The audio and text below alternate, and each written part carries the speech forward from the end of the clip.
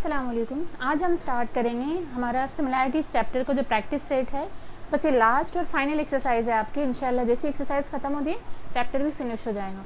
तो फटाफट से हम लोग स्टार्ट करते हैं। फर्स्ट वाला जो क्वेश्चन है, question number 1, select the appropriate alternative. यानी आपको यहाँ पर ऑप्शंस दिए, आपको सिलेक्ट करना है कि कौन सा अल्टरनेटिव करेक्ट है।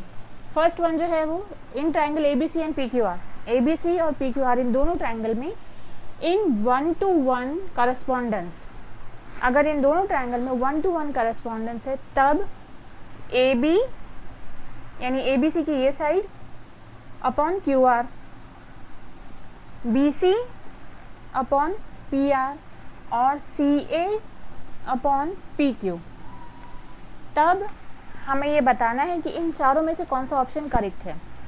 अब इसमें सबसे इम्पोर्टेंट जो चीज़ है वो है इन अ 1-to-1 करस्पॉन्डेंस। 1-to-1 करस्पॉन्डेंस होना चाहिए, यानी कि A is congruent to Q, B is congruent to R and C congruent to P। ये आपको याद रखना है। सो अगर ट्रायंगल PQR हम ले रहे हैं तो PQR, यानी यहाँ से हमको C से स्टार्ट करना होगा क्योंकि P के कॉन्ग्रुएंट जो है C है। सो ट्रायंगल शुड बी CAB। अब PQR, इसके लिए यहाँ पे ABC है तो ये नहीं चलेगा, PQR है, फिर है ट्रायंगल CAB, ये हो गया। फिर नेक्स्ट ऑप्शन CBA और PQR, CBA और PQR, यानी कि इधर से आ रहा है तो ये भी नहीं चलेगा।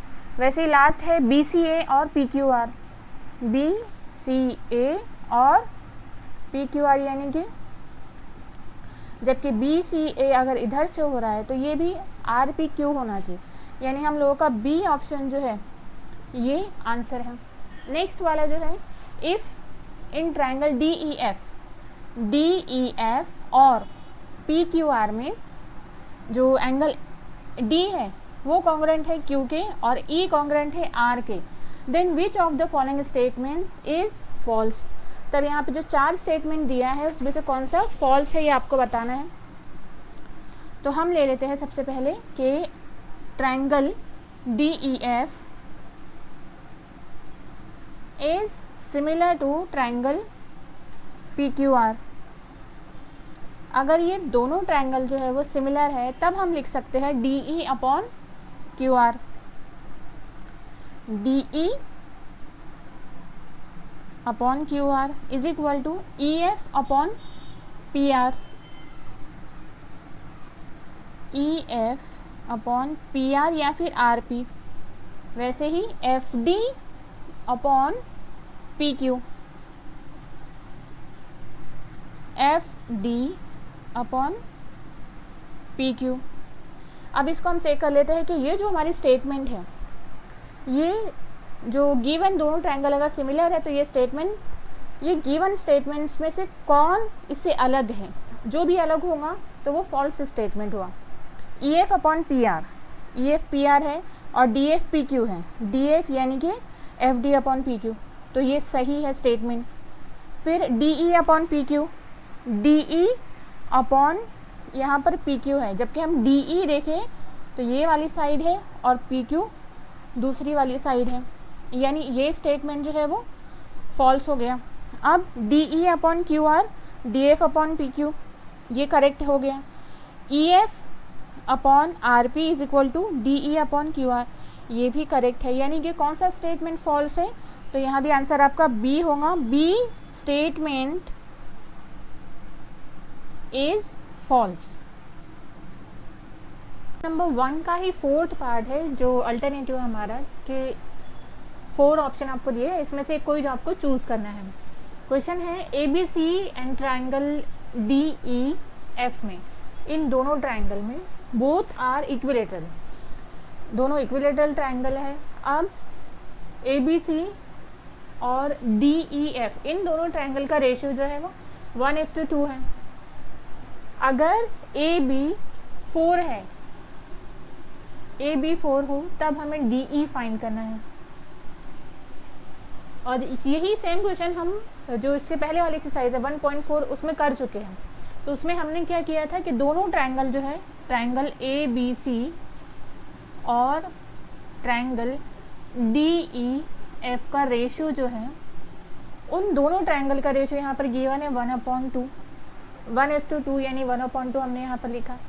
अब ये दोनों ट्रायंगल गिवन है कि ये इक्विलेटरल है यानी ये सिमिलर है, तो हमने इसके लिए जो सिमिलर ट्रायंगल वाला थ्योरम है वो अप्लाई किया था, और ये हो गया ABC और DEF का जो दोनों का रेशियो है वो उनकी करस्पॉन्डिंग साइड के स्क्वायर के रेशियो के इक्वल है, यानी AB² / DE²। अभी area of both triangle is 1/2। इसमें AB की वैल्यू आपके पास गिवन है 4 और DE हमको फाइंड करना है, सो क्रॉस मल्टीप्लिकेशन कर लेंगे। DE² इज इक्वल टू, यहाँ 1 से ही मल्टीप्लाई होगा तो डायरेक्टली DE आपने लिखा, ये होगा 4² multiplied by 2। Now taking square root, जब हम इसका स्क्वायर लेते हैं तो ये हो जाता है DE इज इक्वल टू 4√2, यानी जो हमने ऑलरेडी पिछले क्वेश्चन में किया है वही इसका आंसर है। तो आंसर हो गया आपका इसका D विच इज़ 4√2, और यहाँ यूनिट इसका दिया नहीं है तो इसके लिए आप इसको यूनिट्स। क्वेश्चन नंबर 5 देखते हैं। In the figure segment XY is parallel to BC, XY BC के पैरेलल है, and then which of the following statement is true. तो ये चारों स्टेटमेंट जो आपको दिया है इसमें से कौन सा ट्रू है। सबसे पहले हम लोग फिगर को रीड कर लेते हैं कि इन ABC ये वाले ट्राइंगल में XY BC के पैरेलल आपको गिवन है। अब XY जब BC के पैरेलल है तो AC और AB इसको हम ट्रांसवर्सल सपोज कर सकते हैं। अगर AC ट्रांसवर्सल हुआ तो यहाँ पर जो एंगल बन रहा है Y पर और जो एंगल C पर बन रहा है दोनों कॉन्ग्रुएंट होंगे। क्यों? क्योंकि वो पैरेलल लाइंस पर ट्रांसवर्सल के ज़रिए बनने वाले एंगल्स हैं। फिर सेम यहाँ पर जो X पर बन रहा है और जो B पर बन रहा है दोनों एंगल भी कॉन्ग्रुएंट होंगे। अब ये दोनों ट्रायंगल जो है यानी AXY, triangle AXY is similar to triangle ABC by AA test of similarity.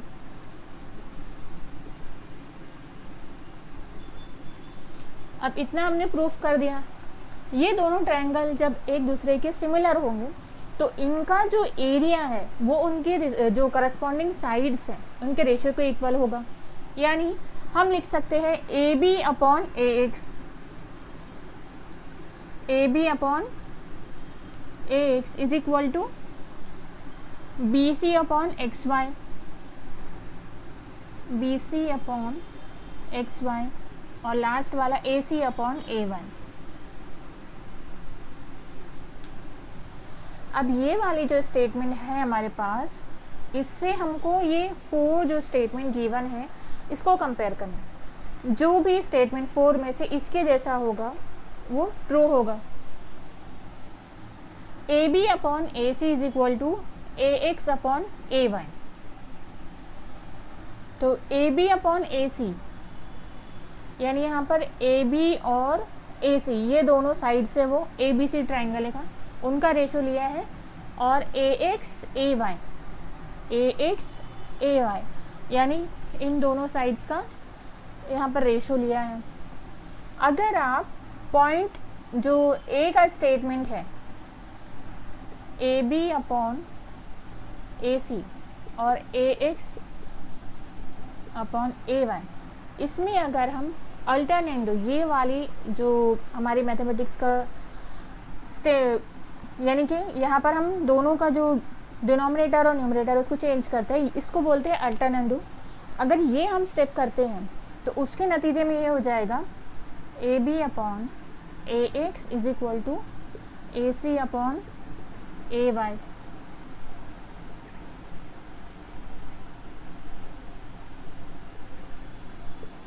इस टर्म से तो आप फेमिलियर हो ही, अल्टरनेंडो कि इसमें हम लोग चेंज करते हैं यहाँ पर। अब यहाँ पर आप देखिए AB/AX और AC/AY जो हमारी रिक्वायर्ड स्टेटमेंट थी वो हमको आ गई थोड़ा चेंज करके। अब हम दूसरा देख लेते हैं। बी में ax अपॉन एक्स बी, ये तो होगा ही नहीं, पॉसिबल ही नहीं है, क्योंकि हमने यहाँ पर जो लिया है ये उसमें फिट नहीं हो रहा है। उसकी दूसरी साइड चेक कर लेते हैं, ए Y upon A C, A Y upon A सी। अगर आप यहाँ पर कोई चेंज करते हैं तो ये हो जाएगा, जैसे हमने यहाँ पर अल्टरनेटिव किया है, तो अगर आप यहाँ पर भी करते हो तो ये A X upon A Y हो जाएगा, is equal to X B upon A C. तो ये इसके मुताबिक नहीं है। नेक्स्ट है A X upon Y C, A X ये वाला है और वाई सी इधर वाला। फिर A Y upon X B, A Y और एक्स बी, तो इन दोनों में भी जो हमारे रिक्वायर्ड स्टेटमेंट जो हमने यहाँ पर बनाई है उसके जैसा तो ये नहीं है। और अगर हम इसे चेंज करते हैं तब भी ये वो नहीं हो रहा है, क्योंकि यहाँ पर ए एक्स अपॉन ए वाई आ जाएगा जो कि हमें नहीं चाहिए, इसलिए ये भी कैंसिल हो गया। Next A B upon Y C, यहाँ पर A B upon Y C हमारे पास है नहीं, और अगर हम इसको चेंज करते हैं तो ये ए बी अपॉन ए सी हो जाएगा, यानी कि ये भी रॉन्ग है। तो जो हमारा फर्स्ट वन है वही जो गिवन स्टेटमेंट है वो ट्रू है। In question number 2, in triangle A B C B D C, यानी कि बी डी और सी ये एक ही लाइन पर तीनों पॉइंट्स हैं, यानी कोलिनियर पॉइंट्स है ये। And B D is 7, B D आपको 7 दिया है, और बी सी यानी बी से लेके सी तक का डिस्टेंस 20 है। देन फाइंड फॉलोइंग रेशियोज, तीनों जो रेशियोज गिवन है आपको वो आपको फाइंड करना है। तो सबसे पहले हम लोग डी सी ये फाइंड कर लेते हैं, क्योंकि जो तीन यहाँ पर ट्राइंगल कंसिडर किए हैं, एक है ए बी डी ये वाला ट्राइंगल, एक है ए डी सी ये ट्राइंगल, और पूरा वाला जो ट्राइंगल है ए बी सी ये वाला ट्राइंगल है। तो तीनों ट्राइंगल के लिए हमको डी सी रिक्वायरमेंट है हमारी। तो पहले हम डी सी फाइंड कर लेते हैं कि B C is equal to है B D plus D C. B C हमारे पास टोटल है 20 और बी डी है 7 plus D C. Now 20 minus 7 is equal to D C, therefore 13 is equal to D C. D C की value हमारे पास आ गई 13। अब हमें क्या फाइंड करना है? फर्स्ट वाला है area of triangle A B D and उसका रेशो लेना है आपको उससे area of triangle A D C से। तो जब यहाँ पर सिर्फ एरिया की बात चल रही है, यानी कि इसमें अभी तक हमको दिया नहीं है कि सिमिलर है या इक्विलेटरल है, कुछ दिया नहीं है, तो उस टाइम पे जो हमने स्टार्ट में किया था, जो बेसिक हमारा होता है कोई भी ट्राइंगल का एरिया जो होता है वो half into base into altitude होता है, उसका बेस इंटू हाइट ये भी ले सकते हैं आप। तो वही यहाँ पर हमको अप्लाई करना है, हमको जो सिमिलर ट्राइंगल वाला यहाँ पर अभी यूज़ नहीं करना। यानी ए बी डी और ए डी सी इस ट्राइंगल के लिए हमारी रिक्वायरमेंट ये है half into base into height. तो अगर आपने यहाँ पर लिख लिया हाफ, ए बी डी के लिए in the triangle A B D base जो है उसका बी डी है, एंड हाइट, तो हाइट तो अभी हमने ड्रॉ की नहीं है तो हम ड्रॉ कर लेते हैं उसका। ए से परपेंडिकुलर आप ड्रॉ कर लीजिए टू द बी सी। अब ये अगर आप ले लेते हैं ए ई, एक बात आपको इसमें याद रखना है कि इन तीनों ट्राइंगल जो यहाँ पे मैंने पहले तीनों ट्राइंगल बताए थे A B D, A D C and A B C, तीनों ट्राइंगल की हाइट जो है वो सेम है, क्योंकि तीनों भी ए बी सी में ही है। इसलिए हाइट अगर उनकी सेम है तो A E will be there as it is into A E upon in triangle A D C. अब ए डी सी में भी वही है, हाफ इंटू बेस और जो उनकी हाइट है वो सेम है, half into D C into, अब ये half half A E will be cancel और आपका आंसर आ गया है B D upon D C. B D था 7 और डी सी है 13। For the next, area of triangle A B D is equal to area of triangle A B C is equal to, अब half यहाँ पर cancel हो गया तो उसे लिखना ज़रूरी नहीं है, और ए ई हाइट अगर तीनों ट्रायंगल की सेम है तो वो भी नहीं लिखेंगे, यानी हम क्या लिख लेंगे डायरेक्टली, यहाँ इनके जो बेसिस है ना उसी को लिख लीजिए। ए बी डी का बेस है B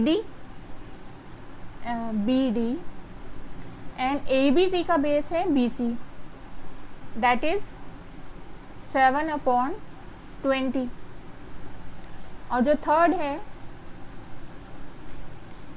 area of triangle A D C upon area of triangle A B C, तो ए डी सी के लिए बेस है D C and A B C का B C. D C is 13/20। Question number 3 है ratio of areas of two triangles with equal height. Important की point यहाँ पर है कि इक्वल हाइट के दो ट्रायंगल हैं एंड उनका जो रेशियो है एरिया का वो आपको 2:3 गिवन है। If base of the smaller triangle is 6 centimetre, अगर जो स्मॉलर ट्रायंगल है उसका बेस 6 सेंटीमीटर है, देन फाइंड करना है आपको करस्पॉन्डिंग जो ट्रायंगल है उसका बेस, यानी बिगर वाले ट्रायंगल का बेस फाइंड करना है आपको। अब की पॉइंट जो हमको यहाँ पर दिया है कि दोनों ट्रायंगल जो है उनका हाइट जो है वो सेम है, और हाइट सेम होने के साथ साथ एक का हमको जैसे यहाँ पर 6 सेंटीमीटर स्मॉलर वाले ट्रायंगल का दिया है, तो बिग वाले ट्रायंगल का आपको बेस फाइंड करना है। तो इसके लिए let A1 and A2 be the areas of given triangles and B1 B2 be the bases respectively। अब यहाँ पर दोनों जो ट्रायंगल है A1/A2 हमने ले लिया क्योंकि वो रेशो उसका गिवन है हमको ऑलरेडी, दैट इज 2/3। एंड जो अभी हमने यहाँ पर फॉर्मूला यूज़ किया था कि अगर दो ट्रायंगल जो है उनकी हाइट सेम है तो उनके जो बेस होते हैं वो उनके रेशियो के इक्वल होते हैं। दैट इज़ आप डायरेक्टली यहाँ पर लिख सकते हैं A1/A2 is equal to B1/B2। A1 A2 कितना है 2/3 इज इक्वल टू B1 यानी कि स्मॉलर ट्रायंगल का base that is 6 centimetre and B2 हमें फाइंड करना है, तो आपको एज इट इज़ लिखना होगा वो। अब यहाँ पर आप क्रॉस मल्टीप्लिकेशन कर लीजिए। B2 is equal to 6 multiplied by 3/2, 2 3 ज़ा 6, 3 3 ज़ा 9 सेंटीमीटर, यानी कि आपका B2 आ गया 9 सेंटीमीटर। क्वेश्चन नंबर 4 बहुत इजी है कि यहाँ पर ए बी सी ये वाला ट्रायंगल में बी एंगल बी जो है वो 90 डिग्री है and in D C B इसमें एंगल सी 90 डिग्री है, तो दोनों इक्वल हैं। A B is 6, D C is 8, ये भी गिवन है। अब दोनों ट्रायंगल का रेशियो दिया हुआ है तो आपको फाइंड करना है। So in area of triangle A B C upon area of triangle D C B. अब इन दोनों ट्रायंगल में अगर ए बी सी और डी बी सी में देखें या फिर डी सी बी में देखें, बी सी ये जो बेस है दोनों ट्रायंगल का वो सेम है, हाइट डिफरेंट है उनकी। तो जैसे अभी हमने एग्जांपल किया था जब उनकी हाइट सेम थी तो हमने हाइट को कैंसिल कर दिया था। अब अगर बेस सेम है तो बेस को कैंसिल कर देंगे, यानी इन दोनों का रेशो एरिया का रेशो जो है उनके हाइट जो है दोनों ट्रायंगल की जो हाइट है उसके रेशियो के इक्वल होगा। दैट इज़ ए बी की जो हाइट है वो है ट्रायंगल ए बी सी की हाइट है ए बी और डी सी बी की हाइट जो है वो डी सी है, दैट इज़ ए बी यानी 6/8 और बस यहीं पर ये ख़त्म हो गया।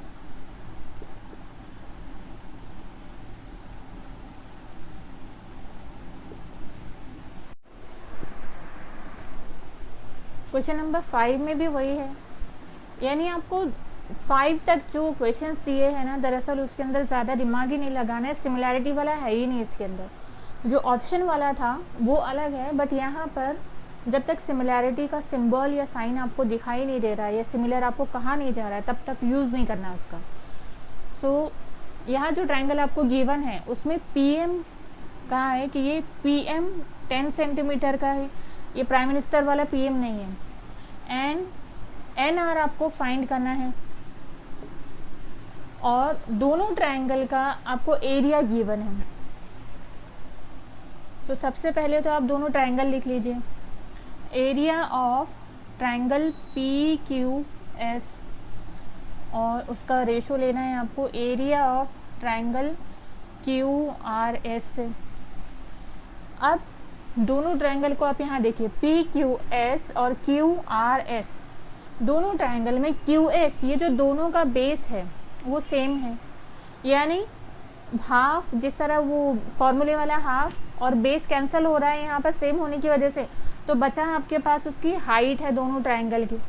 तो आप डायरेक्टली उनकी हाइट को लिख लीजिए, यानी PQS की हाइट जो है वो PM है अपॉन QRS की जो हाइट है वो NR है। अब PQS कितना है हमारे पास, जो उसका एरिया है वो 100 है अपॉन 110, PM है 10 अपॉन NR। अब इजी हो गया, therefore NR is equal to 10 multiplied by 110 upon 100। अब ये 0 कैंसिल और आपके पास बचा सिर्फ 11, और यहाँ पर चूँकि स्क्वायर सेंटीमीटर है तो आप यूनिट ले लेंगे इसका सेंटीमीटर।